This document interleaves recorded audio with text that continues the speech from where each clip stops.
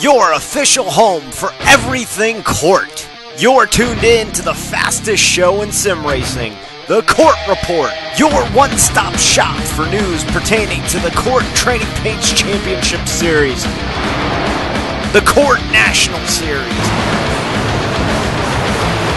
and anything else happening in the world of CORT. And now, the two guys who will bring it all to you, David Amboys and John Dragonetti. Hello and welcome to this week's edition of the CORT Report. I am your host, David Amboys, and I'm always alongside John Dragonetti. Oh yeah. And what a night. What a night for the CORT Training Paints Championship Series last night. And we've got the first champion in CORT history, Eric Micke, with us tonight. Real quick, he's in between doing some stuff with the OCRL, and he took some time out of his schedule to come and talk to us here on the CORT Report. Eric, thank you for coming. Thank you for having me. It's been a pleasure to race in the CORT series all season long. And it shows as you took home the championship last night, locked it up as we got 2 races to go. Eric, was it key going into Laguna Seca to lock up this championship? Not necessarily. It wasn't really something I really thought about, but I knew that all I had to do was finish ahead of Thomas and it was going to be mine, but I knew that if I didn't do it this week, the chances of doing it next week were going to be pretty good because I would have had to do less next week. But yeah, it didn't really weigh on my mind. I've just been waiting for the end of the season. Was there a turning point, would you say, sometime during the season where you knew for sure that, hey, I got this, or hey, this might slip away if I make one mistake? Or were you pretty much positive that no matter what, given your previous results, 4 wins alone, that it'd be a cakewalk? I think after the first or second road course race is when I knew that I was going to be in good shape. I did go and I had to miss Michigan, and I was at risk of missing some other races, but I was able to only miss Michigan. But so that worried me a bit. But it was the second road course race or something like that where I realized that where you kind of knew where everybody stood, both on ovals and road courses, and I felt like I was good enough on the ovals and I was good enough on the road courses that I pretty much had it in hand as long as I just didn't screw myself. Speaking of the road courses, we were at Mazda Raceway Laguna Seca last night, and you had it on lock pretty much there last night. Talk about your day. It was difficult. The track was... I thought I didn't expect to have such a hard time coming to grips with it, but I did in testing there. So, but I have run a lot of sports cars there. I've done a lot of racing there, so I was pretty good at the track already. It was just a matter of learning it in the new car and in the setup that we ran and all that.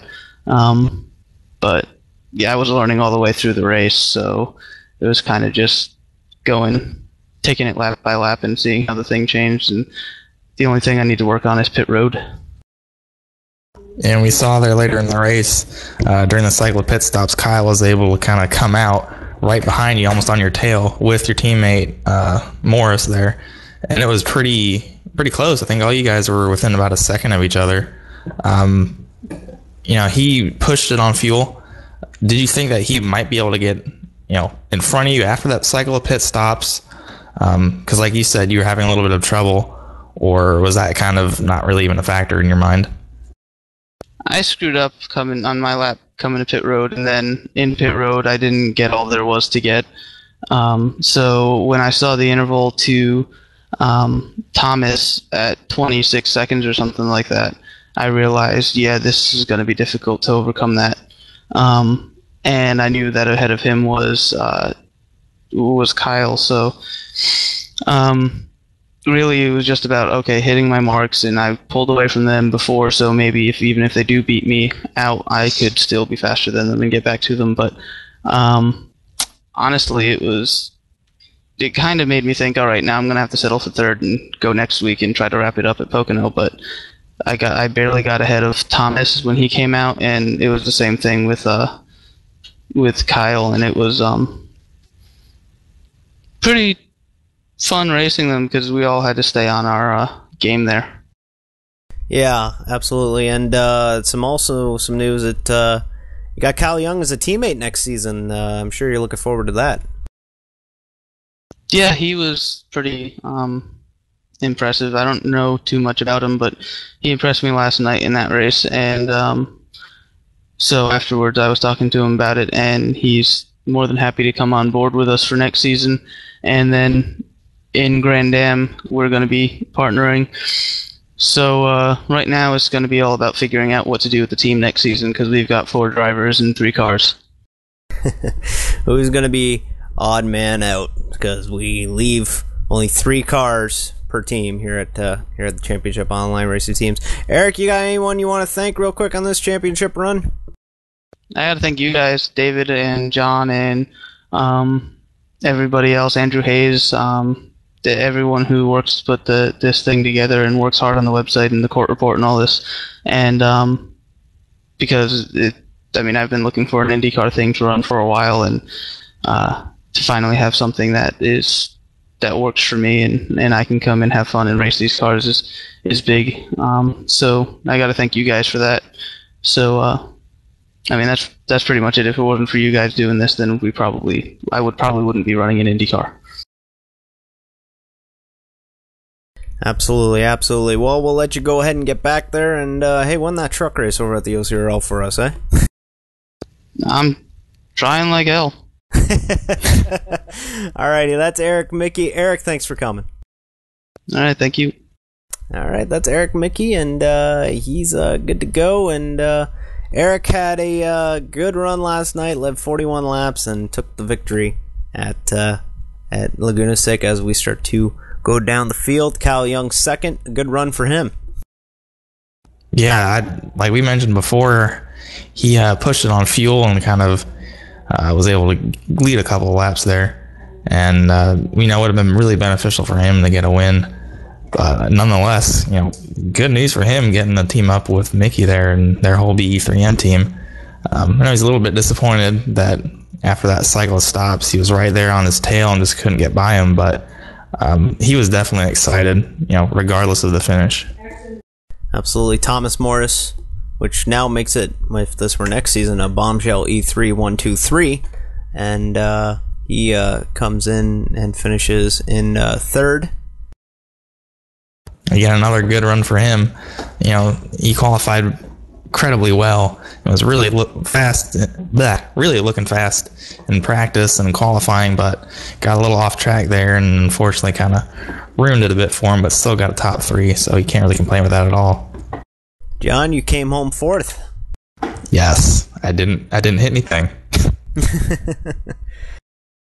That's probably the most important thing for us, because I know we were having trouble there with our road courses, but some just clicked, so yes. Just in time with the final road course event of the season. I know, Joseph right? Servone finished 5th. A good run for the 703 Racing boys there. Yes, and they definitely needed a good run, and definitely well deserved. He was looking forward to this race, and it can definitely pay dividends coming in with a good demeanor, and it definitely showed. I finished 6th. Good run for me. Just kept it off the walls, and just kept it straight. Yay! Yeah, pretty good. Braden Oakley finished 7th. Yeah, and he was looking forward to it, and unfortunately had a little bit of trouble there on the start.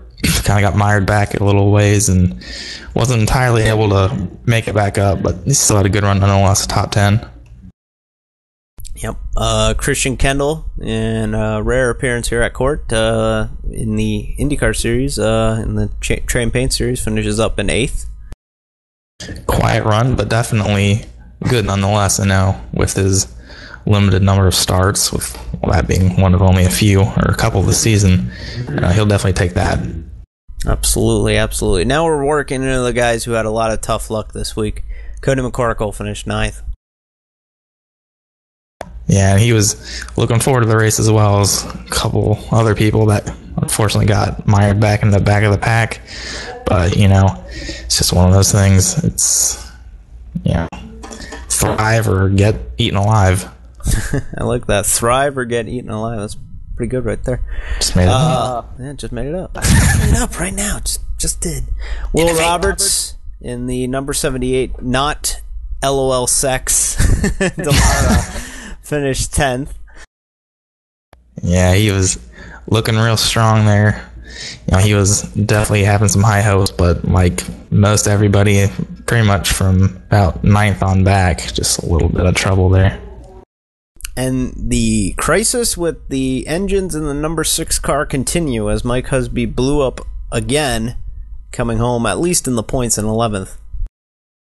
Yeah, definitely not what they needed. I know he was tied there for, I believe, 4th in the championship standings, Yes. right? Yeah, that's definitely not what he needed, but I have no doubt in my mind that he'll definitely make a comeback, and he'll be looking strong in the final 2 races at Pocono and at Texas. Yep. Matt Trace, making his court debut, came home 12th. Respectable, not bad. 29 laps down. I know they had trouble, but most of it was on a sequence of pit stops. Got a little bit of damage there and kind of nosed it, but came back. And I think it's not bad. And if I can give bonus points for courage and determination, I'd give it to Chris Sweat, who came home 13th. Raced with a busted up hip this week.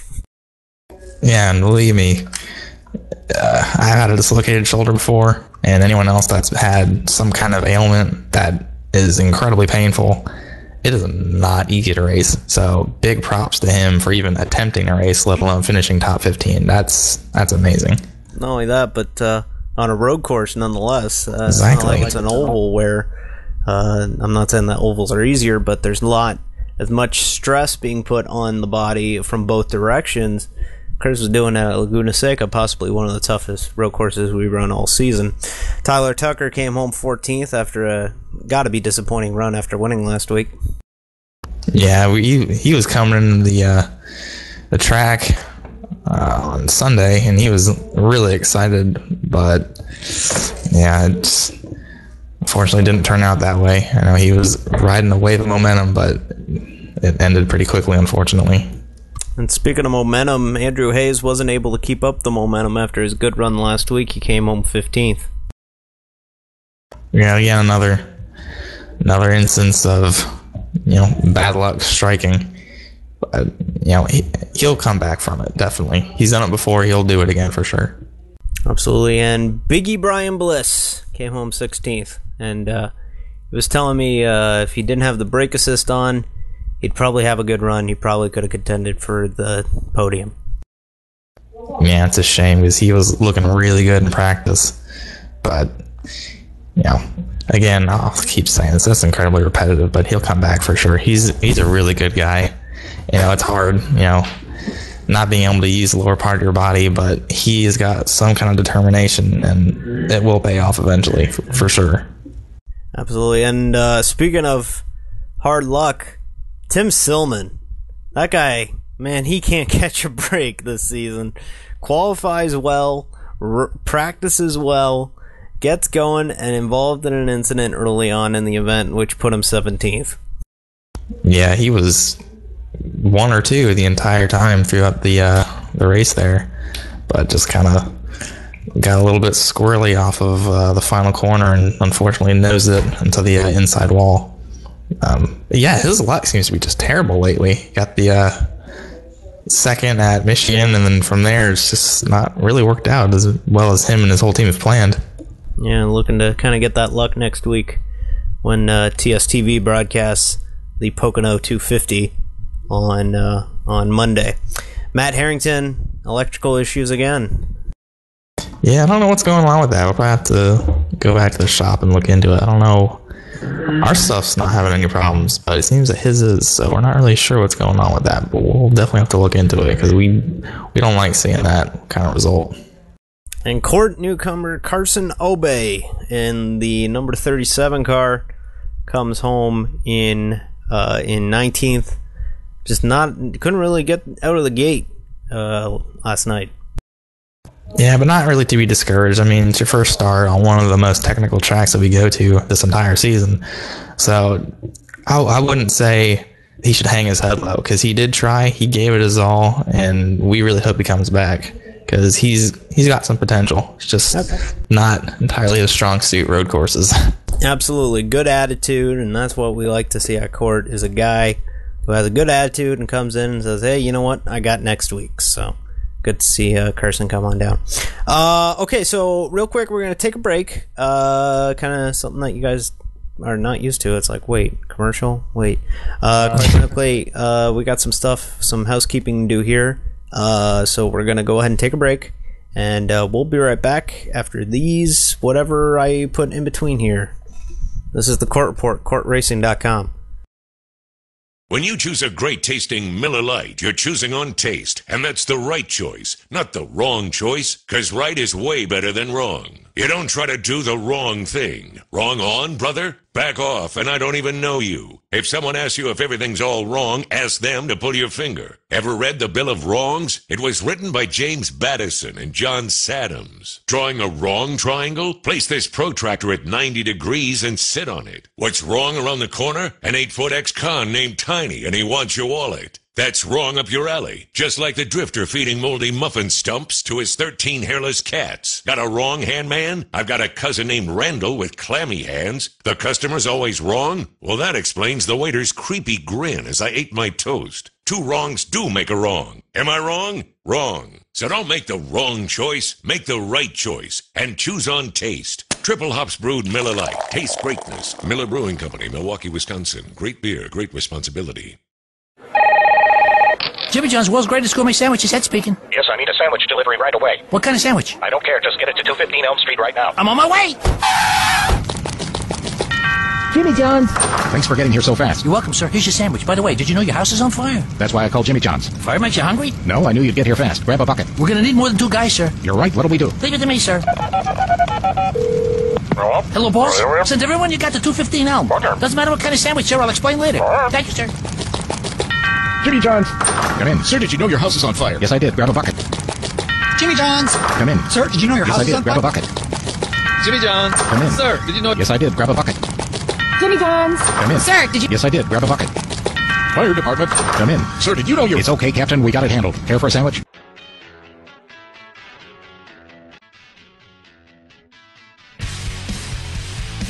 All right, and welcome back to the CORT Report. I am your host, David Amboys. John Dragonetti over there, as always. He's just... What are you doing there, John? I'm eating chocolate. Oh, stop. Come on, dude. Chocolate! Okay. SpongeBob. Okay. All right. Okay. Nope. And, nope. But we've got the man who won Texas in the National Series. The man who could have won Iowa in the National Series if it wasn't for a freak accident. Mr. Jeff Barger. Jeff, welcome to the program. Thank you. Oh, welcome, Jeff. Hey, 2 races, 2 pretty damn good runs. Dominated Texas, was well on your way to winning Iowa until the unfortunate situation that happened there with you and Morgan Murphy. How you liking the league so far? I'm liking everything a lot, man.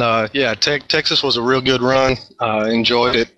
Got into a nice groove. Didn't really overdo anything with the tires. Just wanted to conserve everything. Going into Iowa, I felt pretty good. Felt good throughout the whole race there, and went in. Thought everybody was going to take 2 tires, so I went ahead and took 2 myself, and got back out on the track. Got a pretty good run there, and unfortunate incident. I seen it coming. I had plenty of time to avoid it. It's not his fault. I take full blame for it. But other than that, I'm loving everything here at CORT. And despite the incident you had last week, what are your prospects looking like in terms of moving on throughout the future, and how you think you're going to perform tomorrow night at Charlotte? Good question. Hopefully everything will be good. I see myself, staying here at CORT and progressing and trying to get better, and pretty much a newbie here, so I'm trying to work my way through. But Charlotte, I'm looking forward to it tomorrow. Just did a practice session today. Felt pretty comfortable in it. Got a nice little 32, 33 lap run in. Tried to make it a full field run. Didn't quite make it there, but I'm looking forward to it. Should be good. A lot of tight racing. Absolutely. And 200 laps, 300 miles. It's a long one. It's the full length of the NASCAR Nationwide Series races there. What are you going to be, is there anything different that you got to kind of prepare for 200 laps there? Yeah, the main thing is just focusing on the tires. Pretty much the past 2 races, the same focal point, just maybe a little more strict on it. I'll probably lay back some in it. I probably won't try to stay up front a lot. We'll just kind of see how it plays out, though. But the main thing is just conserving the tires and, buckling in for a long ride. And you touched on that. We'll probably get into this later when we do a little track breakdown. But for you and your team, what do you think is going to be key aside from tire wear? Like, is there a point on the track where you think it's going to be key to hit your marks, especially as the tires degrade and the track becomes a little more and more tight and hard to find grip? Yeah, it and it just falls back to the tires mainly. Just keeping a nice line, staying consistent throughout the laps. I do prefer the lower line on the track. I think it's going to really help out, longer in the run to really stay down and keep the lap times down. But we'll see how it plays out. Absolutely. And is there anybody you want to thank and want to give a quick shout out to here tonight? Well, yeah, first and foremost, I want to thank you guys for, putting on a nice league, and hopefully here soon be joining John here on the team as well. I don't know if I let the cat out of the hat too soon on that, but looking forward to that and seeing what we can progress, and just looking forward to a good season with you guys. All right. Well, Jeff, we appreciate your time, and we'll let you go ahead and enjoy your night. Thank you, guys. All right, that was Jeff Barger driving the number 31 John Deere Chevrolet in the CORT National Series. Good to always see him, and good for him to come on down and check us out. And came by, ran Texas, kind of turned the whole CORT world on his ear when he showed up and ran really well at Texas. I think he led 119 of the 150 laps ran there, and was well on his way to another dominating performance at Iowa. And clearly was unfortunately involved in an accident, but good to hear from him. Fresh face here in the world of CORT. Oh yeah, it doesn't hurt. You guys got great demeanor, great attitude. It's definitely what we need. So, like we said before, looking for that stuff. So that's important. Absolutely. Hey, speaking of Iowa, why don't we recap what happened at Iowa? Braden Oakley, congratulations to him. Made up for me getting into him last Monday night at New Hampshire with a win at the Iowa Speedway with the win. He beat you for it. And that was a fun little battle at the end of that one. Shouldn't have happened, but it did. Just gave up too much. Just tried to conserve the tires and pull a gap from everybody else. But I guess he saved a little bit more than I did. But that's how it goes. Absolutely. Kyle Young, another great run for him. That was another fun, another top 3 run that he had, including what happened at Watkins Glen, Laguna Seca. Completely wrong end of the country. What am I thinking here? But good 2 runs for him the past 2 races, so good for Kyle. Oh yeah, definitely. He's really looking forward to the remainder of the season, even though it's still incredibly early. I know he's really looking forward to moving up in the points. I think right now he's, I don't even remember. He's 10th, I think he's 10th. I'm not sure. I don't have the points up right now, but yeah, that sounds about right. I believe so, and I believe he actually had to miss the Daytona event, so worked out for him. And he actually, I think he had to miss Homestead, the rain date, so he actually got some points from that one. Cody McCorkle came home 4th. Good run for him in his final race with NSE Racing. More on that later. Yeah, still kind of unsure what's going to happen with him. I don't know if he's going to try to join on another team or go on his own little venture, but I know the future is still looking bright for him and his little career here, so definitely nothing to be discouraged about. He's actually going to be entered with us over at David Amboy's Developments for the Coke Zero 300 tomorrow night, and then next week we don't know what's going on, but if he can show that he has a good run, then there's no reason to doubt that he might be in our car for the remainder of the season. So hopefully he runs well. And I mean, it sucks what happened, but more on that later, like I said. Moving along, Mike Husby finished 5th. Another solid run by the White Mamba. You know, he was having a little bit of trouble there trying to get by Silman in the last 30 to 40 laps. And I think there's a little bit of hustle and bustle there between him and Tim and I think Cervone having a little bit of little run-in on, I think, second to last lap, but definitely a good run for him and his team. I know they're looking forward to that race, so good top 5 is definitely what they needed. Absolutely. Husby now, I believe he is now in 4th in points, so good run for him, especially for, I believe he had to miss one of these races. I could be wrong. Tim Silman, he finished 6th, and like we said, him and Husby had a little bit of a tete-a-tete, as we say in French, but looks like they talked it out on pit road, and just a slight misunderstanding that Tim wasn't too keen on what Husby brought to the table there on Wednesday. Still a good run, though. Still a good run. Mm-hmm. Absolutely. Brian Bliss came home 7th. It's definitely strong for him. I know he was looking forward to the race as well. I know, earlier we were talking about tire degradation, and for some reason he seemed to be one of the ones that was fairly consistent on a run. Not entirely the fastest, but he still remained one of the most consistent, so that was kind of a surprise. Joseph Cervone came home 8th. Good run for the man. Yeah, given the little incident there, it's still not bad at all. Top 10. Yep, and 9th place, Patrick O'Toole. Good run for him. Yeah, he definitely needed that. I know he was looking forward to the IndyCar race at New Hampshire and didn't quite have the result that he wanted there. But to come back about a couple of days later and finish top 10 here, that's not bad at all. I think he actually led a couple laps, so I think that's definitely what that team needed for sure. Yep, led a couple laps under caution. Good job for Patrick, and looking forward to seeing him tomorrow night. I believe he has 2 entries that are still to be announced, so if you want to run, just contact Patrick. He's your guy. Matt Harrington came home 10th and 1 lap down. Was contender early, but got in the wall with Brayton Oakley early on. Yeah, not what I was looking for. I know. I think I actually said in the last episode here that the track can sometimes eat your wallet in terms of, if a car gets in an incident, it's going to pretty much get torn up, and that's what we got with that case. Even though he finished a lap down, there was still some pretty good damage, so it wasn't really good on the wallet, but yeah. Jeff Barger, who we were just talking to, came home 11th, 2 laps down, but 94 laps led, and it all goes for naught. He gets the bonus points for leading the most laps, but a rough break for Mr. Barger.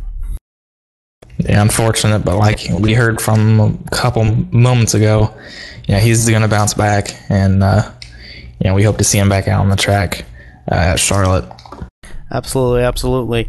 Morgan Murphy making his debut. He came home 12th. Just tried to stay out of everybody's way, but he's getting better. I mean, he ran the the Train Paint Series race at New Hampshire, then came over and ran the National Series in Iowa. So good to see him come on in and try out some of these races. Oh yeah, that's what he's got to do. Just show up and get practice. I know he almost won one of our kart races on I think the week previous, and I know he was looking forward to coming to the Iowa race just to get experience alone. So it's definitely good for him. Definitely what he needs. You just got to keep it up, and he'll get the result eventually. Yeah, the NARL, I believe it is, Friday nights. Yep. On the PlayStation 3 side of things. So free plug if you want to go ahead and give us the website. It's narl.webs.com. We run carts 7 p.m. on Fridays, and then a all-inclusive all-around league on also on GT5 at 8 o'clock, an hour later. So it's fun. GT5's got the new Corvette. Oh, it is Amazing. New Corvette. It's a good car. It's a good car. Will Roberts ruined my car moving along as he finished 13th. Just kind of, he explained to me that he saw me and Kyle get a little bit squirrely going into one about lap 50 and tried to just power it by both of us. I probably could have saved it, but unfortunately he was just wrong place, wrong time, and just had nowhere to go.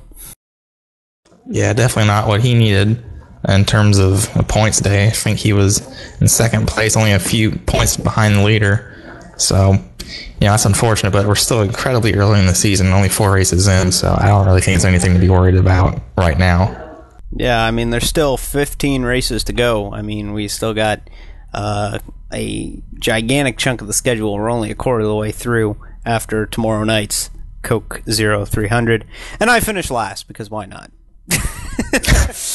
57 laps down, got hooked on the wall, 11 minutes optional. It was a rough night in Iowa, rough day in Iowa. We go there under the lights later on in the season. Point standings, John, you still got a 20-point lead over Cody McCorkle now in second. Somehow, I have no idea how. Just got to keep being consistent, I guess. Will Roberts third, Mike Husby fourth, Matt Harrington fifth, David Amboy sixth, Braden Oakley seventh, Brian Bliss 8th, Joseph Cervone, Kyle Young 10th. CORT National Series heads to Charlotte, CORT 0300. I've been annoying the crap out of all of you about it, but looks like we're going to have a pretty good sized field. Oh yes, I think right now we've got 24 drivers, so definitely keep sending in your sign-ups, sign-ins, whatever you want to call it, because it is going to be an incredible race. I know from the test we just concluded about an hour ago, there's a lot of fast people, so it's going to be a nail-biter for sure coming to the end, but definitely show up because it is going to be worth it. Absolutely. You got a couple ringers coming in, don't you? Yeah, we actually just got Dakota Ehrman, our old OCRL friend, to come over with our team. So that's going to be fun to see what kind of result we can get. I know he was really fast. I think second overall in practice or test. So his prospects are looking good. Ours, I don't really know. We're still hit or miss. But yeah, that's going to be fun. And I'm really glad to have him back, at least for this one race. I'm not really sure what his plans are, but it's going to be fun. I can't wait to work with him again. Absolutely. A couple of names that stick out right away. Andrew Hayes making a rare stock car start. Chris Sweat looking to make his first start of the season. Same with Alex Boffley.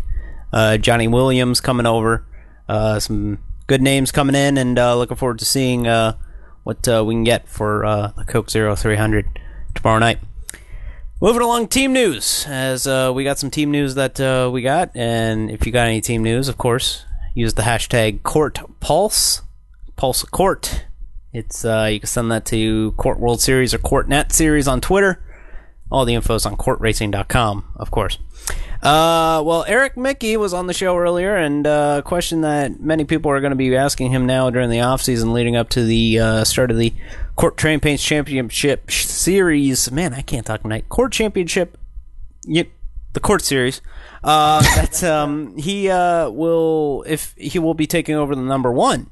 Obviously, defending champion will get to have the right to run the number one.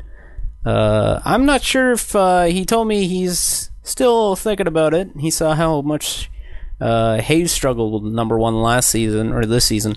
So going to be interesting to see if he will choose to run the number one. Yeah, it's going to be interesting. I kind of hope he does, because I mean that's pretty important here to say, hey, you know what? I achieved something incredible, and you know it's just a good tribute to, you know, well, not champions past, but champions present, just to say, you know, you did good, you know, and you earned it. You earned it. So to have the number one is really prestigious. But like you said, with the little curse, who knows? But it'll be interesting. Just look at some drivers like Juan Montoya in CART struggled when he went to the number one. Look at, you know, a bunch of other drivers who wore the number one and just struggled. But some people thinking in the motocross world, like Jeremy McGrath, he won so many titles in a row wearing the number 1. Or even cough cough Sebastian Vettel. Sebastian Vettel. Yes. I win a lot. Yeah, finger. Kyle Young to Bombshell E3. We talked about that. The team has announced that they assigned Kyle Young to a contract for next season's CORT's Train Paints Championship Series. Kyle will bring over his traditional number 93 for the entry. No sponsor has been announced, but Kyle has been fast, including finishing second last night at Monterey. Now it leaves the question, who's getting the boot from Pinnacle, or not Pinnacle, but, wow, Freudian slip there, Bombshell E3 Motorsports. Yeah, that's going to be really good for him. I know he's looking forward to the race last night, but to come out of it with a second and then to sign a contract with Bombshell E3, that's huge for him. So it's going to be interesting to see how he can progress next season if he's progressed so much this season. Yeah, looking forward to seeing what he can do with a full season under his belt. That will be very interesting to look forward to. I'd like to address something that happened. Chris Sweat and I got into a confrontation on pit road after the event at Laguna Seca last night. I have no idea what happened, but I got out of my Dallara and I see Chris coming toward me, and I'm going, what's going on here? Why is he coming over here? And he just shoves me, flat out shoves me into my airbox, puts a considerable dent. And not only that, but our bodywork isn't like stock car bodywork. It's like molded right to the engine. So I got a pretty good bruise tonight as we tape the court report. And then he just yells at me and goes, "You know what you did," and keeps walking away. And I go, What did I do? We didn't run around one another at all, other than at the initial start, but we didn't even touch or anything. I mean, we were pretty wide away, like we weren't even close to one another, so I'm not sure what exactly happened, but it's puzzling. Yeah, it's strange. Hayes and I were walking over to your pit stall after the race, and yeah, we saw the whole thing. It was kind of strange, but glad you're alright. Yeah, I just don't get it. Maybe, I don't know. Go figure. Speaking of team news and moving over to the CORT National Series mainly, of course, the man who was second in points for most of the season, Alex Boffley, drives for NSC Racing. Well, NSC Racing this week was stripped of its CORT license. Yes, our teams have licenses to come over to these racetracks, and they have to sign off on their CORT license and have to be approved to run here as a team. Well, NSC Racing has been showing some unfit business practices, so they have been stripped of their CORT license for the remainder of the year, 2013. And they're welcome to reapply for one in 2014. But right now they have been stripped of their CORT license. Yeah, it's a shame, but it's just one of those things that's got to be done. I mean, you hate doing that, but, you know, we're a business here. We still gotta, look good in the eye of, potential, I guess, quote unquote consumers. So we can't really have some of the conduct that we saw occurring, especially moving forward as a developing league. So, you hate doing that, but it was fortunately, but definitely nonetheless for the best. Yes, absolutely. And now it throws into the big curveball that where are these drivers going to go? Where is Cody McCorkle going to go in the National Series? Where is Alex Boffley going to go for both series? Well, Boffley has found a door in Find the Door. He will be driving for Find the Door Motorsports for the remainder of the CORT National season and the remainder of the CORT Trading Paint season. Yeah, no, they've had some success, so it's not necessarily a bad thing. I know he's a great driver, so I think no matter where he ends up, regardless, he's still going to perform. So that's not going to affect him very much. But it's good that he at least found a nice place to settle for the time being. Yeah, not only that, but we picked up Cody McCorkle, the second place man in points, over at David Amboy's Developments. And we also signed Julian Medor. Going to get the old team rolling again. Me and Julian were a team briefly in 2011. back in the CASCOR days. So it's good to have Julian and I back on the same deal here, and we're looking forward to running together and running for our title, trying to win some races this year. We gotta look out now, because you guys together before were pretty potent combo, so it'll be interesting. Yeah, absolutely. We didn't run too many races together, but when we did, we were pretty good. So looking forward to it. And also, the biggest news is that we have a prize lined up for the CORT Coke Zero 300 tomorrow night. John, I'm going to let you take this one. Yeah, like we said last week, and previously, the winner. This is not a joke. Yeah, it's not a joke this time. It's for cereal. The winner will receive, either directly or in equal monetary value, a free cheese pizza. Cheese pizza, please. Going to the winner. So, yes, winner. You won't get showered with champagne, but rather molten cheese, please. Molten cheese. So if you are, allergic to third-degree burns, you should probably have that treated beforehand. Well, they are wearing fire suits when they get out of the car, so at least that's working for them. Maybe they just keep the helmet on, keep the gloves on, That's true. Just stay covered. Just come out, just be like, yeah, either way, it's like the NFL. If you win the Super Bowl, or you're in college and you win a bowl game, instead of getting a tub Gatorade of Gatorade, yes, a Gatorade shower, you get a molten chiz shower, please. I hear next year maybe Domino's might sponsor this race. I'm not sure. We're hearing some rumblings, but yeah, looking forward to it. A unique tradition here at CORT, and looking forward to it. And it's the start of something big. Maybe years from now, maybe there are leagues who are copying us. With the cheese pizza going to the winner. Who knows? It'll be fun though, so definitely look out for that. A little incentive for coming out. So that'll be well worth it. I heard one driver say aside to me in the garage area earlier tonight when we were practicing. He was going, I'm winning that cheese pizza. I don't care. I don't care what I'm going to do. I'm going to win that cheese pizza.